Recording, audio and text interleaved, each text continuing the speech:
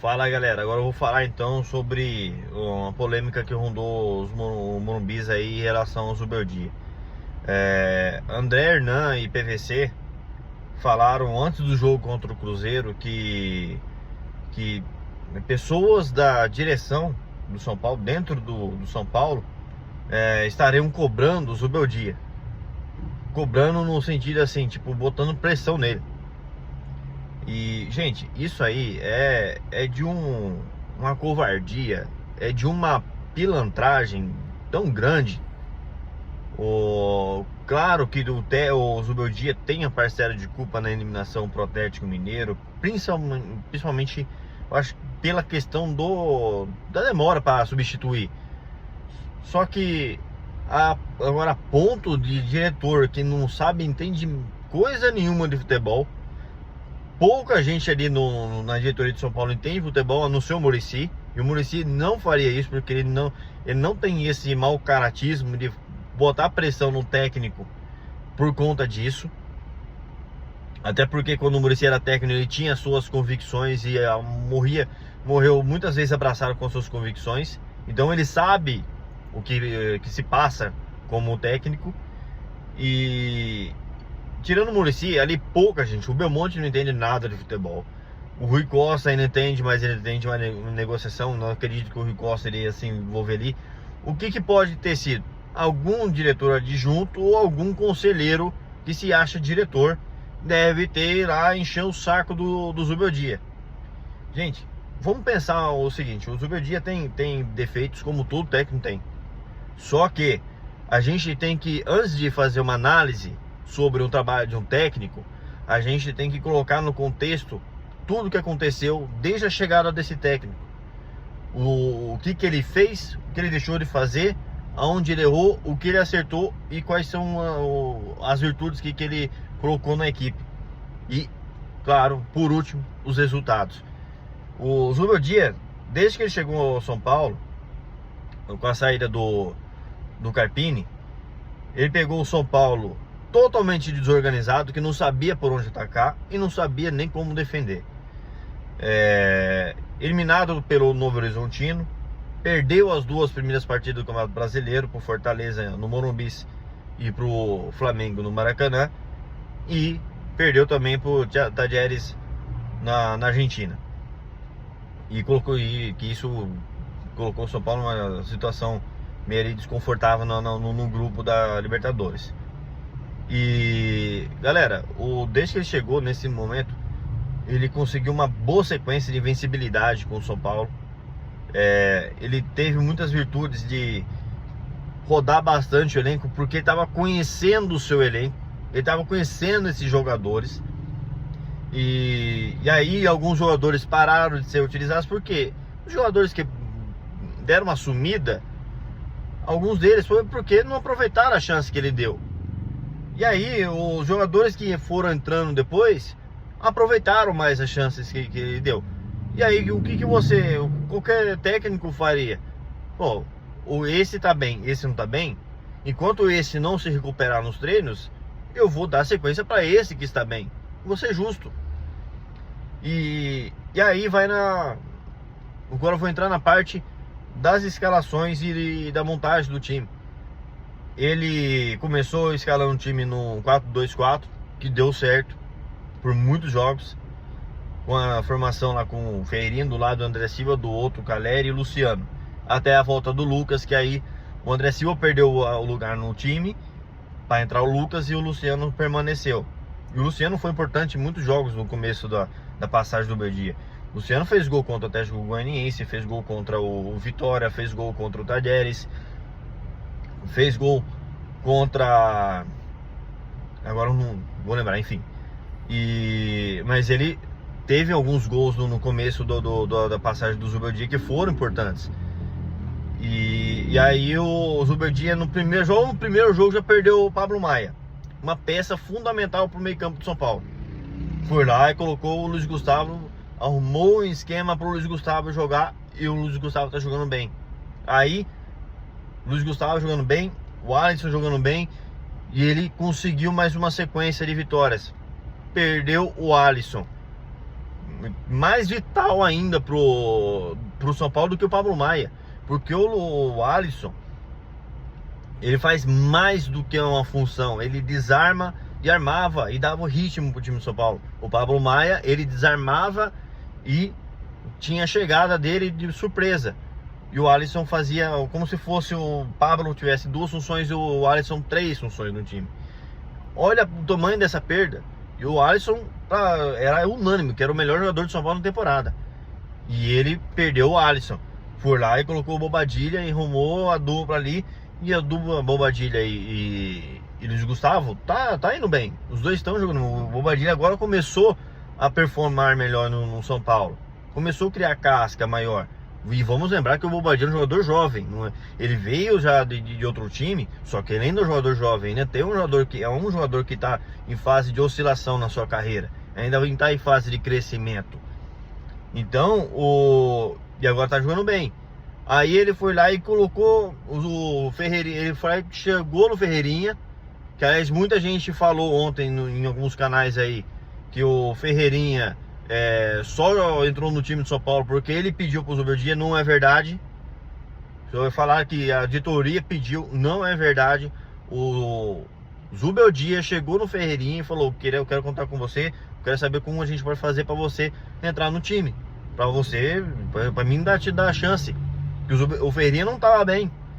E aí ele foi lá, conversou com o Ferreirinha, deu voto de confiança. O Ferreirinha foi lá, entrou e mudou o time de São Paulo, deixou o São Paulo imprevisível. São Paulo era previsível até o momento. Então, vocês reparam, vocês perceberam? São Paulo, o Zubeldia teve um momento, vai bem, arruma o time, vai bem. Aí perde o jogador, tem uma queda.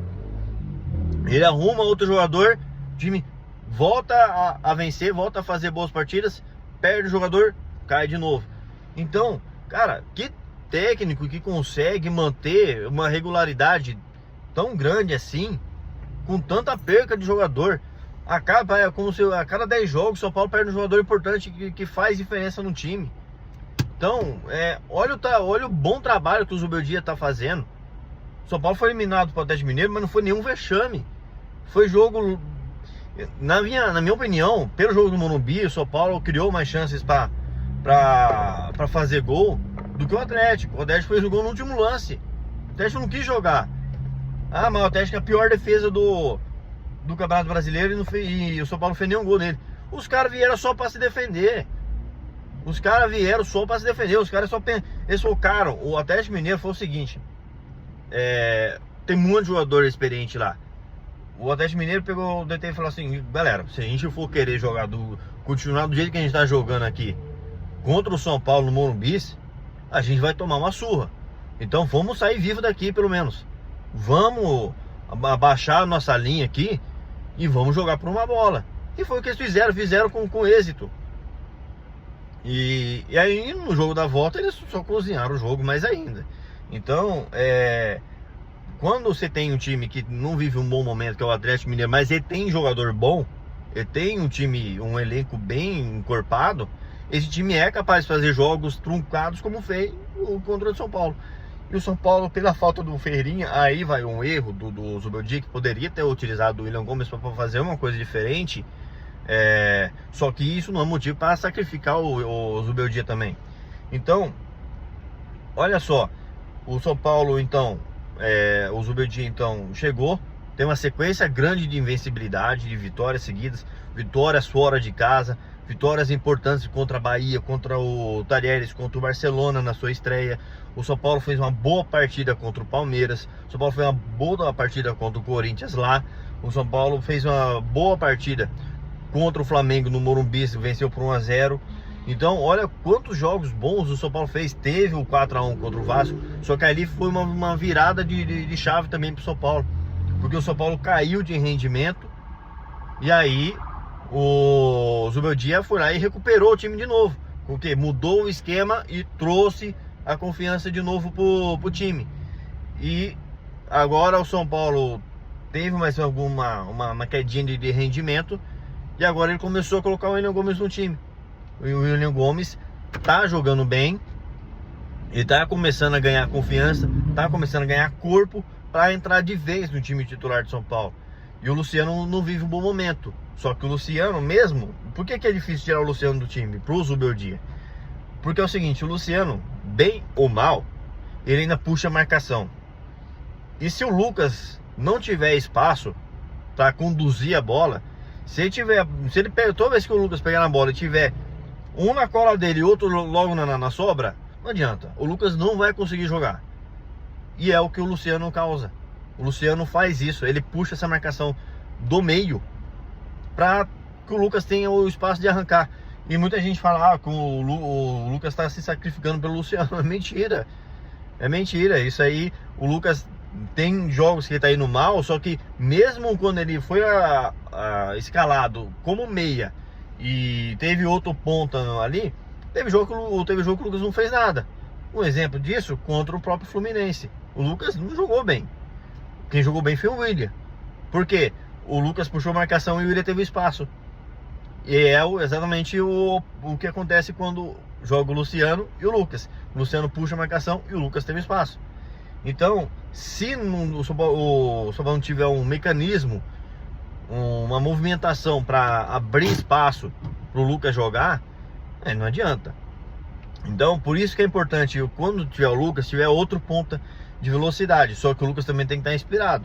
Só que o Lucas, em alguns jogos, ele está com uma irregularidade que a gente não esperava disso dele. O Lucas, a gente tem que falar a real.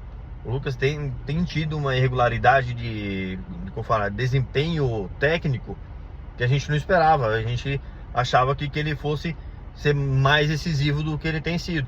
Pode ser que um jogo ou outro ele tenha decidido. Não que ele não deixe de tentar, de se esforçar. O Lucas nunca deixa de se esforçar. Mas o desempenho técnico dele em alguns jogos tem deixado muito a desejar. E muito porque os adversários marcam em cima dele, porque sabe que o principal jogador do São Paulo é ele. Então, ele vai ser marcado. Então, galera, agora voltando mais sobre a questão do Zubeldia. O cara tá com o São Paulo na quarta final da Copa da Libertadores. O cara tá com o São Paulo no G6, coisa que o São Paulo não tava há muito tempo. O São Paulo não brigava ali há muito tempo. Desde 2020 o São Paulo não brigava ali. O São Paulo foi eliminado de forma digna da Copa do Brasil por um grande time, que é o Atlético Mineiro, que não vive um bom momento, mas é um grande time. Numa Copa é capaz de fazer um jogo parelho que no detalhe seja classificado. Então esse não caia na ladainha de diretor, de torcedor e até mesmo de youtuber, que tem muito youtuber querendo fritar o Zubeldia. E eu vou deixar uma pergunta de provocação: se o Zubeldia sair, vocês vão trazer quem? Então fica o pensamento, fica a reflexão de um técnico que se orgulha de estar no São Paulo, um cara que recusou uma seleção que pode estar na próxima Copa por conta da classificação que está na frente do Brasil e também pela quantidade de vagas para a Copa. Um técnico que poderia estar vislumbrando aí uma próxima Copa do Mundo com uma seleção não tão boa como é do Equador, mas é uma seleção que vai estar na Copa do Mundo. E o cara abriu mão disso para confiar no trabalho de São Paulo. O que a diretoria de São Paulo faz? Deixa o cara tomar cartão amarelo todo jogo. Aquela reclamaçãozinha do Belmonte lá não vai vingar não. Pode ficar tranquilo. Aquela reclamaçãozinha dele lá, é injusto, não sei o que. Não, tem que ser mais incisivo na reclamação. Um cara que coloca o São Paulo numa briga por G4, que coloca o São Paulo para jogar com gana, um cara que representa o torcedor dentro de campo. Então, olha, cuidado, muito cuidado com o que vocês estão desejando, com que isso agora não é recado só para o torcedor não, é para diretor de São Paulo e para muitos setoristas do São Paulo. Vocês estão, para quem está querendo fritar o Zubeldia, vocês estão dando um tiro no pé, beleza? Então, cuidado, hein?